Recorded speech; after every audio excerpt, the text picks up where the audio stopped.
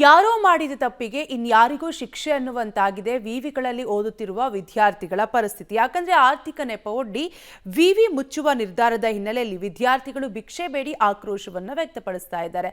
ಯಾವ ಕಾರಣಕ್ಕೆ ವಿವಿಗಳನ್ನು ಮುಚ್ಚಲು ಮುಂದಾಗಿದ್ದಾರೆ, ವಿದ್ಯಾರ್ಥಿಗಳು ಯಾವ ರೀತಿಯಾಗಿ ಆಕ್ರೋಶವನ್ನು ವ್ಯಕ್ತಪಡಿಸುತ್ತಿದ್ದಾರೆ, ಈ ಕುರಿತ ಡೀಟೇಲ್ಸ್ ಇಲ್ಲಿದೆ, ನೀವೇ ನೋಡಿ. ರಾಜ್ಯದ 9 ವಿವಿಗಳನ್ನು ಮುಚ್ಚಲು ಮುಂದಾದ ಸರ್ಕಾರದ ನಿರ್ಧಾರದ ವಿರುದ್ಧ ತೀವ್ರಗೊಂಡ ಆಕ್ರೋಶ. ಈ ಹಿಂದಿನ ಬಿಜೆಪಿ ಸರ್ಕಾರ ಪ್ರತಿಯೊಂದು ಜಿಲ್ಲೆಗೂ ಒಂದು ವಿಶ್ವವಿದ್ಯಾಲಯ ಇರಬೇಕು ಅನ್ನೋ ಉದ್ದೇಶದಿಂದ 10 ವಿಶ್ವವಿದ್ಯಾಲಯಗಳನ್ನ ಆರಂಭಿಸಿತ್ತು. ಕೊಪ್ಪಳ, ರಾಯಚೂರು, ಬೀದರ್, ಚಾಮರಾಜನಗರ, ಹಾವೇರಿ, ಬಾಗಲಕೋಟೆ ಸೇರಿದಂತೆ 10 ಜಿಲ್ಲೆಯಲ್ಲಿ ವಿವಿಗಳಿಗೆ ಬಸವರಾಜ ಬೊಮ್ಮಾಯಿ ಚಾಲನೆ ನೀಡಿದ್ರು. ಆದರೆ ಪ್ರತಿಯೊಂದು ವಿವಿಗೆ ಕೇವಲ 2 ಕೋಟಿ ರೂಪಾಯಿ ಅನುದಾನ ನೀಡಲಾಗಿತ್ತು. ಇಂದಿಗೂ ಬಹುತೇಕ ವಿಶ್ವವಿದ್ಯಾಲಯಗಳಿಗೆ ಸ್ವಂತ ಕಟ್ಟಡವಿಲ್ಲ. ಹೀಗಾಗಿ ಕಾಂಗ್ರೆಸ್ ಸರ್ಕಾರ 9 ವಿಶ್ವವಿದ್ಯಾಲಯಗಳನ್ನ ಬಂದ್ ಮಾಡಲು ಮುಂದಾಗಿದ್ದು ತೀವ್ರ ಆಕ್ರೋಶ ವ್ಯಕ್ತವಾಗುತ್ತಿದೆ. 2022ರಲ್ಲಿ ಕೊಪ್ಪಳ ಜಿಲ್ಲೆಯ ಕುಕನೂರು ತಾಲೂಕಿನ ತಳಕಲ್ನಲ್ಲಿರುವ ಎಂಜಿನಿಯರಿಂಗ್ ಕಾಲೇಜಿನ ಕಟ್ಟಡದ ಒಂದು ಭಾಗದಲ್ಲಿ ಕೊಪ್ಪಳ ವಿವಿಗೆ ಚಾಲನೆ ನೀಡಲಾಗಿತ್ತು. ಸರ್ಕಾರ ಕುಲಪತಿ ನೇಮಕ ಮಾಡಿದ್ದನ್ನು ಬಿಟ್ಟರೆ ಬೇರೆ ಯಾವ ಸೌಲಭ್ಯಗಳನ್ನು ಕೂಡ ಸರಿಯಾಗಿ ಕಲ್ಪಿಸಿಲ್ಲ. ಇದೀಗ ಆರ್ಥಿಕ ಸಂಕಷ್ಟದ ನೆಪ ಒಡ್ಡಿ ರಾಜ್ಯದ ಬೀದರ್ ವಿವಿ ಹೊರತುಪಡಿಸಿ 9 ವಿವಿಗಳನ್ನ ಮುಚ್ಚಲು ಸಂಪುಟ ಉಪಸಮಿತಿ ನಿರ್ಧಾರ ಮಾಡಿದೆ. ಇದು ವಿದ್ಯಾರ್ಥಿಗಳ ಆಕ್ರೋಶಕ್ಕೆ ಕಾರಣವಾಗಿದೆ. ಹೀಗಾಗಿ ಕೊಪ್ಪಳ ನಗರದಲ್ಲಿ ಎಬಿವಿಪಿ ಸಂಘಟನೆ ನೇತೃತ್ವದಲ್ಲಿ ವಿದ್ಯಾರ್ಥಿಗಳು ಬಸ್ ನಿಲ್ದಾಣದಲ್ಲಿ ಭಿಕ್ಷೆ ಬೇಡಿ ಆಕ್ರೋಶ ವ್ಯಕ್ತಪಡಿಸಿದ್ರೆ, ಇನ್ನೂ ಕೆಲವು ವಿದ್ಯಾರ್ಥಿಗಳು ಜಿಲ್ಲಾಧಿಕಾರಿ ಕಚೇರಿ ಮುಂದೆ ಪ್ರತಿಭಟನೆ ನಡೆಸಿದ್ರು. ಒಂದು ವೇಳೆ ಈ ಕೊಪ್ಪಳ ವಿಶ್ವವಿದ್ಯಾಲಯವನ್ನು ಮುಚ್ಚುವ ಒಂದು ನಿರ್ಧಾರವನ್ನು ಅವರು ಮಾಡಿದ್ರು ಅಂದರೆ ಗ್ರಾಮೀಣ ಭಾಗದ ವಿದ್ಯಾರ್ಥಿಗಳು ಉನ್ನತ ಶಿಕ್ಷಣದಿಂದ ವಂಚಿತರಾಗಬೇಕಾಗುತ್ತೆ. ಎಸ್ಪೆಷಲಿ ಮಹಿಳಾ ವಿದ್ಯಾರ್ಥಿಗಳಿಗೆ ಇದು ಸಾಕಷ್ಟು ತೊಂದರೆಯನ್ನು ಕೊಡ್ತದೆ. ಇಲ್ಲಿ ಈ ಒಂದು ಕೊಪ್ಪಳ ಭಾಗದಲ್ಲಿ ಮಾಡಿರುವಂಥ ವಿಶ್ವವಿದ್ಯಾಲಯದಿಂದ ಸಾಕಷ್ಟು ಮಹಿಳಾ ವಿದ್ಯಾರ್ಥಿಗಳು ಉನ್ನತ ಶಿಕ್ಷಣವನ್ನು ಪಡೆದು ಒಂದು ವಿವಿಧ ಹುದ್ದೆಗಳಿಗೆ ಹೋಗುವಂಥ ಕೆಲಸ ಸಾಕಾರವಾಗಿದೆ. ಈಗ ಇವರು ಇದ್ದಕ್ಕಿದ್ದ ಹಾಗೆ ಮುಚ್ಚುತ್ತೇನೆ ಅನ್ನುವಂಥ ನಿರ್ಧಾರ ನಿಜಕ್ಕೂ ಖಂಡನೀಯ.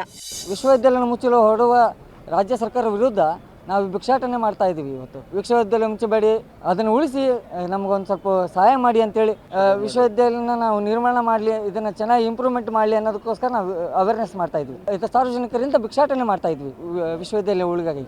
ಸರ್ಕಾರಕ್ಕೆ DC ಮುಖಾಂತರ ಸರ್ಕಾರಕ್ಕೆ ನಾವು ಅಮೌಂಟನ್ನು ಕೊಡ್ತೀವಿ ಸರ್, DD ಮುಖಾಂತರ. ಚಾಮರಾಜನಗರ ವಿವಿ ಮುಚ್ಚದಂತೆ ಹೆಚ್ಚಿದ ಒತ್ತಾಯ.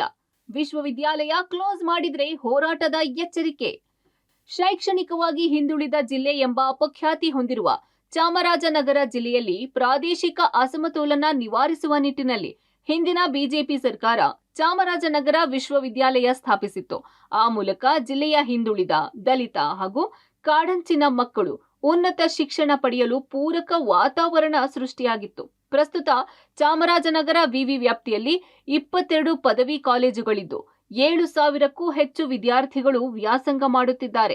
ಸ್ನಾತಕೋತ್ತರ ಕೇಂದ್ರದಲ್ಲಿ 700ಕ್ಕೂ ಹೆಚ್ಚು ವಿದ್ಯಾರ್ಥಿಗಳಿದ್ದಾರೆ. ಸ್ನಾತಕೋತ್ತರ ಕೇಂದ್ರದಲ್ಲಿ ಹೆಚ್ಚು ವಿದ್ಯಾರ್ಥಿನಿಯರೇ ಇರೋದು ವಿಶೇಷ.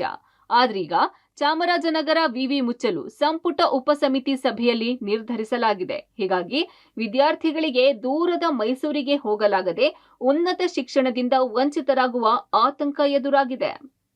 ಏನು ಅಂತಂದರೆ ಚಾಮರಾಜನಗರ ಯೂನಿವರ್ಸಿಟಿ ಇರಲಿ ಅಂತ ನಾನು ಹೇಳ್ತೀನಿ. ಬಿಕಾಸ್ ಇವಾಗ ಒಬ್ಬರೊಬ್ರು ಮನೇಲಿ ಪೇರೆಂಟ್ಸ್ಗಳು ಇವಾಗ ಮೈಸೂರಿಗೆ ಹೋಗಬೇಕು ಅಂದರೆ ಕಲಿಸಲ್ಲ, ಅಷ್ಟು ದೂರ ಆಗುತ್ತೆ. ಮತ್ತು ಮನೇಲಿ ಸಿಂಗಲ್ ಚೈಲ್ಡ್ ಏನಾದ್ರು ಇದ್ದರೆ ಹಾಸ್ಟೆಲಲ್ಲಿ ಇರಬೇಕು, ಏನಕ್ಕೆ ಅಷ್ಟು ದೂರ ಅಂದ್ಕೊಂಡೆಲ್ಲ ಏನು ಮಾಡ್ತಾರೆ, ಎಜುಕೇಷನ್ನ ಮುಂದೆ ಹೋಗಬೇಕು ಅಂತ ತುಂಬ ಆಸೆ ಇರುತ್ತೆ ಮಕ್ಕಳಿಗೆ. ಅದರಿಂದ ಏನಾಗುತ್ತೆ, ಅರ್ಧಕ್ಕೆ ಎಜುಕೇಷನ್ ನಿಲ್ಲಿಸ್ತಾರೆ. ಅದಕ್ಕೆ ಇದು ಚಾಮರಾಜನಗರ ಯೂನಿವರ್ಸಿಟಿ ಆಗಿರಲಿ ಅಂತ ನಾನು ಕೇಳ್ಕೊತೀನಿ. ಯಾಕೆ ಈಗ ಯೂನಿವರ್ಸಿಟಿಲಿ ಬೇಕು ಅಂತ ನಾನು ಹೇಳೋಕ್ಕೆ ಇಚ್ಛೆ ಪಡೋದು ಏನಂದರೆ, ಈ ಜಿಲ್ಲೆಯಲ್ಲಿ ಇರ್ತಕ್ಕಂಥವ್ರು BPL ಹೋಲ್ಡರ್ಸು ಲಕ್ಷಾಂತರ ಜನ ಇದ್ದಾರೆ, APL ಹೋಲ್ಡರ್ಸು ಜಾಸ್ತಿ ಇದ್ದಾರೆ. ಅಂದರೆ ಇದು ಇರ್ರೆಸ್ಪೆಕ್ಟಿವ್ ಆಫ್ ಕ್ಯಾಸ್ಟ್. ಎಲ್ಲ ಜಾತಿಯಲ್ಲಿ ಕೂಡ ಬಡ ಮಕ್ಕಳು ಜಾಸ್ತಿ ಇದ್ದಾರೆ, ಎಕನಾಮಿಕಲಿ ಭಾಳ ವೀಕ್ ಇದ್ದಾರೆ. ಈಗ ಪ್ರತಿ ದಿನ ಚಾಮರಾಜನಗರದಿಂದ ಅದನ್ನು ಬೆಂಗಳೂರು ತನಕ ಕೂಲಿಗೋಸ್ಕರ ಹೋಗೋರು ಇದ್ದಾರೆ. ಈಗ ಅವರ ಮಕ್ಕಳಿಗೆ ಶಿಕ್ಷಣ ಸಿಗದೆ ಹೋದರೆ ಅವರು ಕೂಡ ಅದನ್ನು, ಈ ಮಕ್ಕಳು ವಿದ್ಯಾರ್ಥಿಗಳು ಅದೇ ದಿಕ್ಕಿನಲ್ಲಿ ಹೋಗಬೇಕಾಗತ್ತೆ. ಭೂಮಿ ಗುರುತಿಸದೆ ಅನುದಾನವನ್ನು ನೀಡದೆ ಹಿಂದಿನ ಸರ್ಕಾರ ವಿವಿಗಳನ್ನು ಆರಂಭ ಮಾಡಿದ್ರೆ, ಇದೀಗ ಇಂದಿನ ಸರ್ಕಾರ ಆರ್ಥಿಕ ನೆಪ ಹೇಳಿ ವಿವಿಗಳನ್ನು ಮುಚ್ಚಲು ಮುಂದಾಗಿದೆ. ಆದರೆ ಯಾರೋ ಮಾಡಿದ ತಪ್ಪಿಗೆ ಇದೀಗ ವಿದ್ಯಾರ್ಥಿಗಳು ತೊಂದರೆ ಅನುಭವಿಸುವಂತಹ ಸ್ಥಿತಿ ನಿರ್ಮಾಣವಾಗಿದೆ. ಮುಖಂಡ ಕತ್ತಿ ಜೊತೆ ವಿಜಯ್ ಕುಮಾರ್, ಪಬ್ಲಿಕ್ ಟಿವಿ.